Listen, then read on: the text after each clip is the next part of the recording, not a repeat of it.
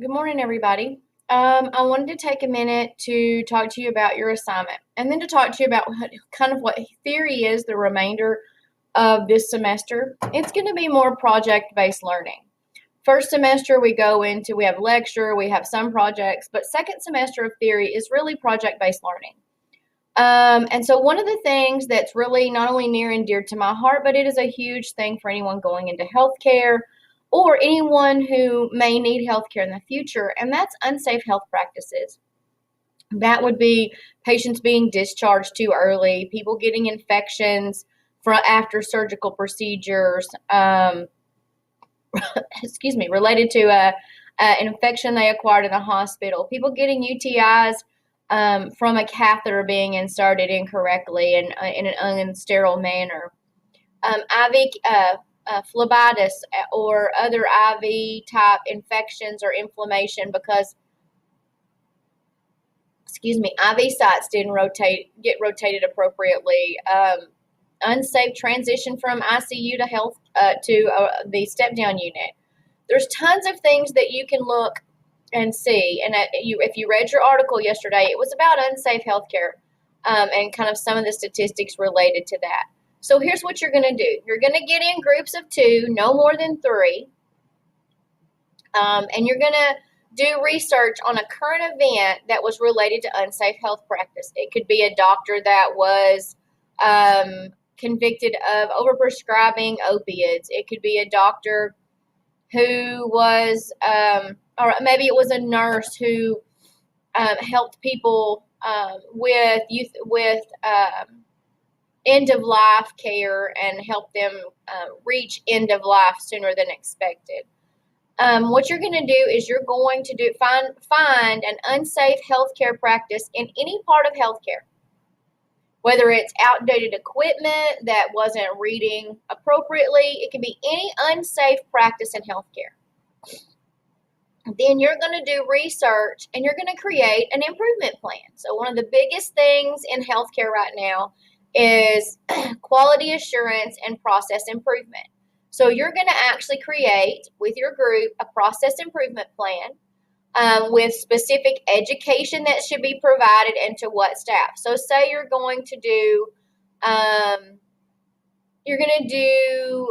IV infiltrations where the IV has leaked into the hand or into an arm, or maybe they're starting IVs in legs of diabetics and they shouldn't.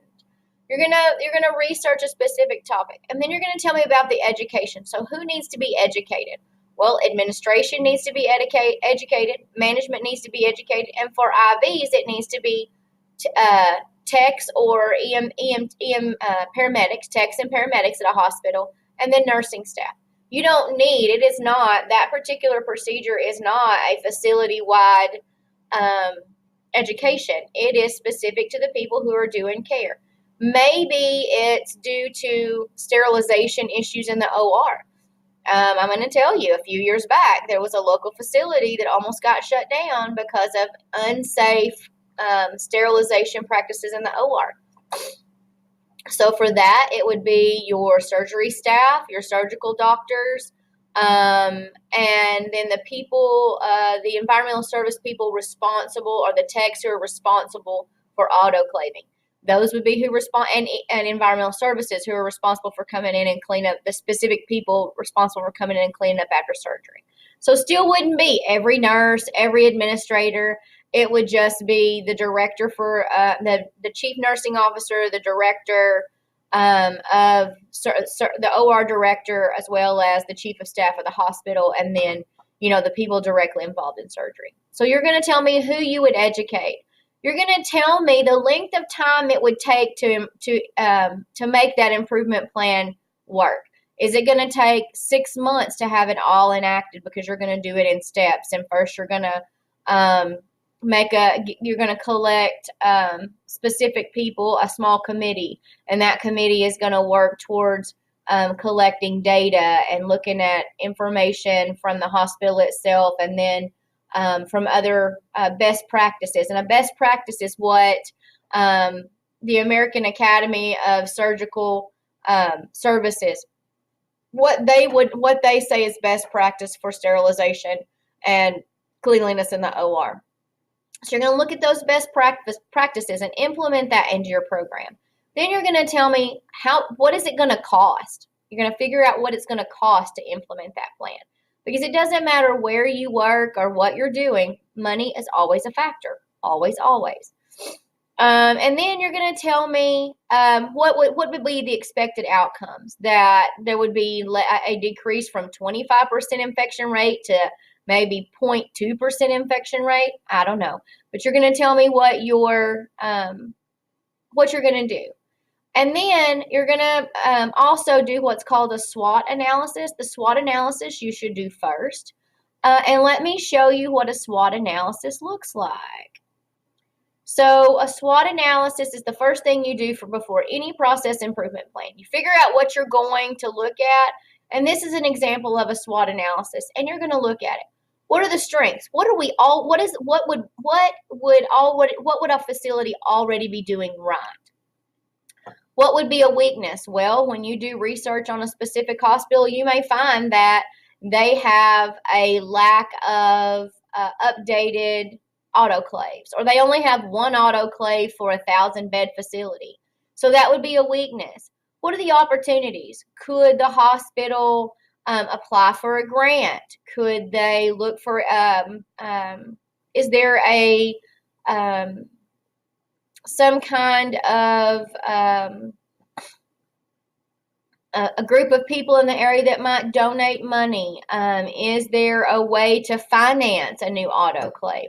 So you're going to tell me what opportunities there, and then what are the threats externally? Would it be that the facility has no surplus income? Would it be that the board of directors is against buying new equipment? But you're going to have to make some of this up as you go along. But if you do your research, you'll find weaknesses and you'll find threats related that are related to most facilities. Money is always an internal weakness, and external threats could be a decline in the areas, decline in reimbursement from insurance companies. That's common everywhere. Another external threat that's common everywhere is people unwilling or unable to pay their current bills, which decreases the hospital's income. But you're going to go and you're going to create this plan. You're going to do a SWOT analysis first based on the material that you research. Then you're going to do your process improvement plan. Now, let me show you. I've even got a template for you for this process improvement plan. So it's a quality improvement plan template. You're going to have to recreate this because I can only find it in a PDF form. But you're going to do quality improvement plan for a hospital or a clinic or for environmental services. Wherever you're going to do your process improvement plan, you're going to put that on the first page. Then you're going to go through each one of these sections. Quality improvement plan is going to be your date. If it's going to be a hospital facility, an outpatient surgery, whatever it's going to be, facility. And then the date of the current plan. So the date of the current plan would be the date that it would be enacted. So if it's going to be 6 months, you're going to put from February or March 10th, maybe, or maybe you're not going to get started on this till Monday due to research. It's going to be from March 11th through for 6 months would be September 11th. So you would do that. You're going to do an introduction. You're going to do a mission, vision, scope of services. So you're going to describe what that facility does.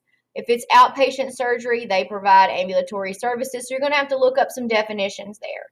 And you can find mission, visions, and scope of practices for any facility. And this is pretty much a standard statement, quality, and it explains what quality is. But basically, you're going to go through and you're going to do section 1.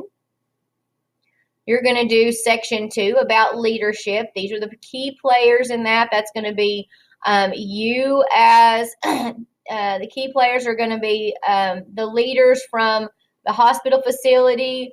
And you may add the chief nursing officer, the chief executive officer, the chief of staff, the surgical director, and all surgery staff. Those or you wouldn't have the surgery staff in, but those would be the people that would be leaders. The quality improvement committee, then you're going to fill that part out. You're going to go through and make sure the responsibilities are clear and defined, and you're going to have to recreate some of this stuff. You're going to describe what the board of directors are. And that pretty much gives you the responsibility of the board of directors. You're going to do section 3 as well, goals and objectives. What is the goal? What is your objective? What is your expected outcomes? So you're going to have to go through and complete section 3, and then you're going to have to figure out how you're going to make sure there are improvements. You're going to go through and you're going to do performance measures. And then this right here is still part of section 4. It's kind of a brief description or an assessment tool that might be used. So maybe over time, the 2 committee members are going to go through and assess specific things. So you're going to fill out that piece, and then you're going to set out the quality improvement initiative. What is the plan? What are you going to do? How are you going to check it? How are you going to act? And then what the evaluation is. How are you going to evaluate it? So then you're gonna stop there. You're going to do sections 1 through 6. Now, if you need to add an appendix, maybe you need to do a flow chart of how the committee is going to run. Maybe you want to add a flow chart from a facility, and that's something that you definitely can add because you can find flow charts. You might have you may have a section, you don't have to add anything in there, but maybe part of your appendix would be a section for minutes of meetings. It may have your tool, your specific tool for evaluation in that appendix.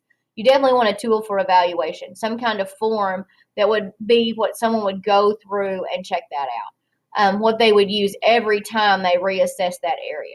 So this is what your quality improvement plan should look like and completed. Is it going to be this long? Probably not quite this long, close, but not quite this long.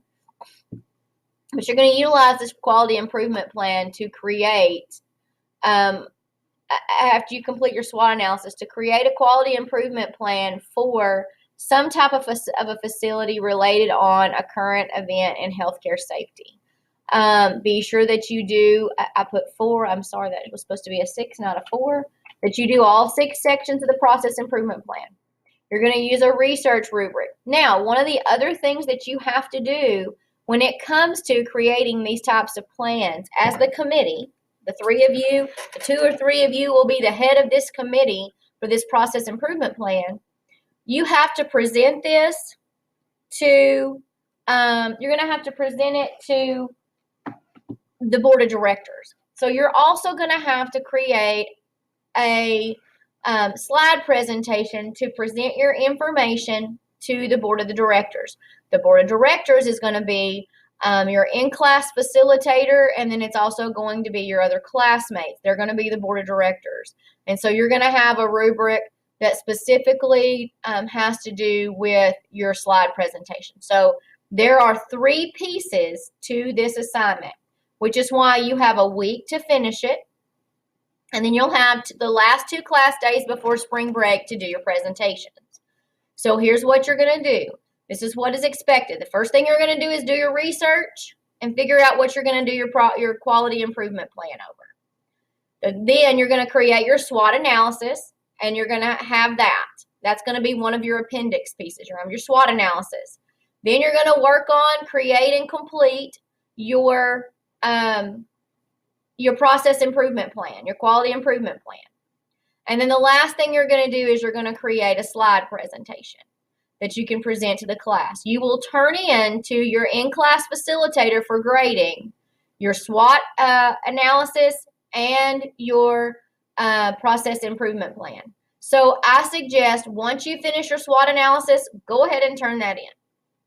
Once you finish your quality improvement plan, share that with your facilitator so that they can go ahead and be grading and looking at that. And then the third thing you're going to do is do that presentation in class. So just be sure that you are working every day on this, because if you don't work every day, you're not going to finish it on time.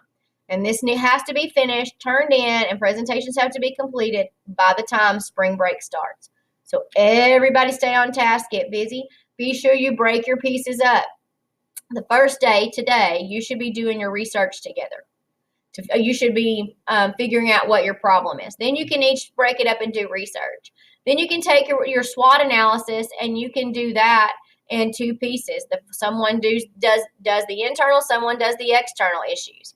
Then you break your SWOT analysis up. You break your quality improvement plan up. You've got 6 pieces. If there's 2 of you in the group, each person's going to do 3 pieces. If there's 3 people in the group, each person's going to do 2 pieces. But you need to be sure that you are working on it diligently all throughout class every day, or you're not going to finish it. And this has to be finished and turned in, and presentations have to be done by the time spring break gets here. You have more than enough time if you work every day in class and you work at home. This will not be a project you can only do in class, which is why it's important to break the pieces up and assign each person a set of work to do. That way, it all gets done, it all gets put together, and it all gets completed timely.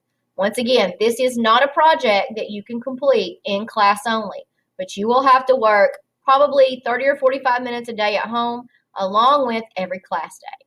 All right, if you guys have any questions about this, please let me know. Otherwise, I'll be back with you in a week. Thanks, everybody.